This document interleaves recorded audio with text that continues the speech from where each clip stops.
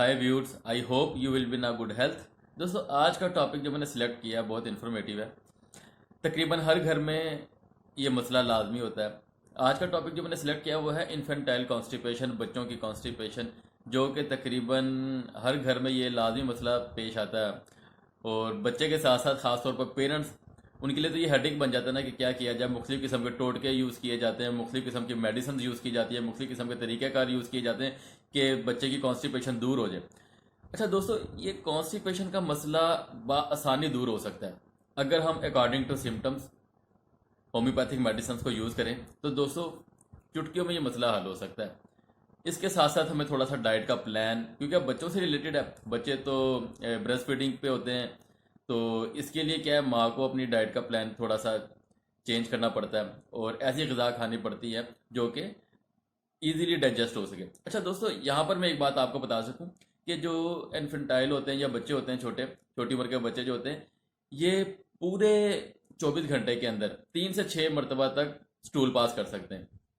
अच्छा, अब 3 से 6 मरतबा आप कहेंगे कि डॉक्टर साहब ये क्या क्या है कि 3 से 6 मरतबा तक 3 से 6 बार स्टूल पास किया जा सकता है। अच्छा, जैसे जैसे बच्चे की उम्र बढ़ती जाती है ना, तो ये स्टूल पास करने की रेशो भी कम होती जाती है। 3 से 6 से 2 से 4, 2 से 4, 1 से 3, ऐसा ऐसा फिर पूरे दिन में एक बार ही स्टूल पास करने की जो रूटीन है वो सेट हो जाती है।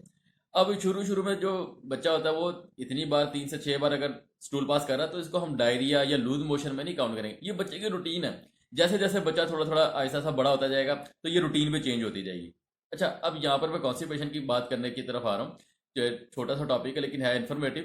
कि अब एक बच्चा है जिसको पैदा होते ही, ऐसे बच्चे जो पैदा होते ही मदर फीड की बजाय जो पाउडर होता है, बाद जो बाजार से मिल जाता है, डिफरेंट ब्रांड्स के पाउडर मिल रहे हैं, वो अगर बच्चे को लगा दिया जाता है तो ऐसे बच्चे ज़्यादातर कॉन्स्टिपेशन के शिकार होते हैं और ये अक्सर कॉन्स्टिपेशन के पेशेंट बन भी जाते हैं।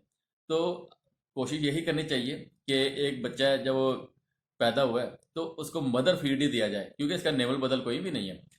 और बहुत सी बीमारियों से बच्चा बचता है, पेट के अमराज से बच्चा बचता है। इसके अलावा कॉन्स्टिपेशन नहीं होती उसको।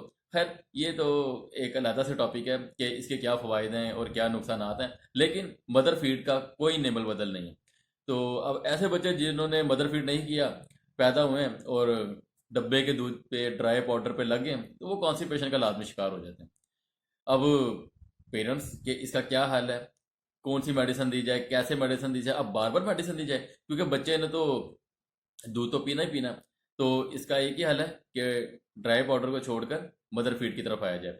अच्छा, अब मैं सिर्फ 2 या 3 मेडिसिन का जिक्र करूंगा, काफ़ी इंफॉर्मेटिव और इम्पोर्टेंट मेडिसिन हैं। अगर आप अपने क्लिनिक में या घर में कहीं पर भी यूज़ करते हैं तो आपको फौरी रिजल्ट मिलेंगे और पेशेंट जल्द से जल्द क्योर होगा। विद इन 1 से 2 डोज के अंदर आपको फ़र्क नज़र आना शुरू हो जाएगा। अच्छा दोस्तों, अगर आप देखते हैं, मैं 3 मेडिसिन का जिक्र करूंगा और तीनों ही बहुत इंपॉर्टेंट मेडिसिन हैं अगर अकॉर्डिंग टू सिम्टम्स दी जाएं। एक ऐसा बच्चा छोटा जो आपको उसके होंठ भी खुश्क नजर आ रहे हैं, जुबान भी खुश्क नजर आ रही है, पानी की तलब उसमें ज़्यादा है, बार बार पानी का इसरार करता है, पानी पीना ज़्यादा पसंद करता है, क्योंकि मुंह खुश्क है, होंठ खुश्क हैं, जुबान खुश्क है, तो डेफिनेटली प्यास ज़्यादा ही लगेगी उसको। और इसके साथ साथ अगर उसका स्टूल, पखाना बिल्कुल ड्राई हो चुका है, बड़ी मुश्किल से खारिज हो रहा है, तो दोस्तों ये सीधी सीधी अलामत हमें ब्रायोनिया की तरफ लेके जाती है। हमारी मेडिसिन है, इसको आप 30 में भी यूज़ कर सकते हैं और 200 में भी यूज़ कर सकते हैं, आपको फौरी रिजल्ट्स मिलेंगे। बच्चे हैं तो मैं तो आपको यही सजेस्ट करूंगा कि आप इसको 30 में यूज़ करें, ना कि 200 में। आपको 30 में भी बेहतरीन रिजल्ट्स मिलेंगे। इसके साथ अगर एक ऐसा पेशेंट, एक ऐसा बच्चा जो पतला पखाना पास कर रहा है, पतला स्टूल पास कर रहा है, मट्टी रंग का, क्ले कलर का। अच्छा, पखाना उसका स्टूल जो है वो है पतला ही, थिन, लेकिन वो भी बहुत मुश्किल खारिज हो रहा है। कोशिश करना पड़ रही है बच्चे को, ताकत लगाना पड़ रही है, पखाना पतला ही है लेकिन इसमें भी उसको कोशिश और जोर लगाना पड़ रहा है। तो दोस्तों, और इसके साथ साथ पखाने का जो रंग है, स्टूल का जो कलर है, वो क्ले कलर है, मट्टी रंग का। पतला पखाना है, मट्टी कलर का है और उसमें भी जोर लगाना पड़ रहा है, बार बार कोशिश करना पड़ रही है। तो दोस्तों, एलोमिना हमारी बेहतरीन मेडिसिन है। 30 में भी यूज़ कर सकते हैं, 200 में भी यूज़ की जा सकती है, लेकिन चूंकि इन्फेंटाइल केस है तो मैं आपको 30 ही रिकमेंड करूंगा और आपको बेहतरीन रिजल्ट्स मिलेंगे इसके अंदर।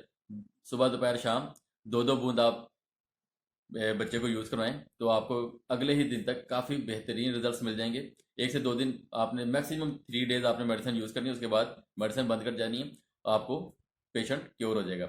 अच्छा, अब तीसरी मेडिसिन काफ़ी इंटरेस्टिंग मेडिसिन है ये भी। इसमें क्या है, एक कई कई रोज़ तक, मतलब 1 दिन छोड़ के, 2 दिन छोड़ के, 3 दिन छोड़ के पेशेंट बच्चे की माँ क्या कहेगी, डॉक्टर साहब 2 दिन हो गए बच्चे ने पखाना किया ही नहीं, स्टूल पास ही नहीं किया। मतलब 1 दिन गुजर गया, 2 दिन गुजर गए, 3 दिन गुजर गए, स्टूल ही पास नहीं हो रहा। अब जब स्टूल पास नहीं हो रहा, बच्चे का पेट सख्त हो जाएगा, बच्चा दूध नहीं पिएगा, रोएगा, रात को सो नहीं सकेगा, बेचैन रहेगा, हाथ पाँव मारेगा। तो ये सारी अलामात देख के, और जब हम देखेंगे 1 दिन गुजर गया, 2 दिन गुजर गया, 3 दिन गुजर गया, स्टूल ही नहीं पास हुआ, तो दोस्तों ये अलामत हमें सीधा सीधा ओपीएम की तरफ इशारा करती है। ओपीएम हमारी मेडिसिन है, इसको हम 30 में भी यूज़ कर सकते हैं, 200 में भी यूज़ कर सकते हैं। अगर 30 में यूज़ करेंगे तो सुबह दोपहर शाम, और अगर हम 200 में यूज़ करेंगे तो रोज़ की एक खुराक।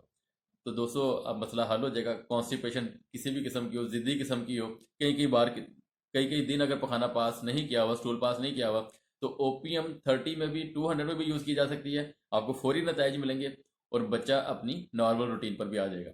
लेकिन इसके साथ साथ मैं लास्ट में इस टॉपिक से रिलेटेड एक बात इंपॉर्टेंट है बहुत, जो मैंने शुरू में भी की थी, दोबारा करूंगा, कि बच्चे को मदर फीड की तरफ लेकर आया जाए, और बच्चे की माँ हमेशा नरम ग़िज़ा खाए जब तक बच्चा मदर फीड पे है, सख्त चीज़ों से परहेज़ करे, और दूध और घी का इस्तेमाल ज़्यादा करे, ताकि डाइजेस्टिव सिस्टम उसका बआसानी खुराक को डाइजेस्ट कर सके।